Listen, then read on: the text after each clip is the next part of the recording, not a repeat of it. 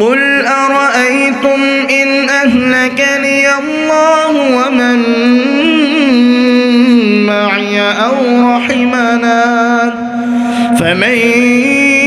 يجير الكافرين من عذاب أليم قل هو الرحمن آمنا به وعليه توكلنا فستعلمون من هو في ضلال مبين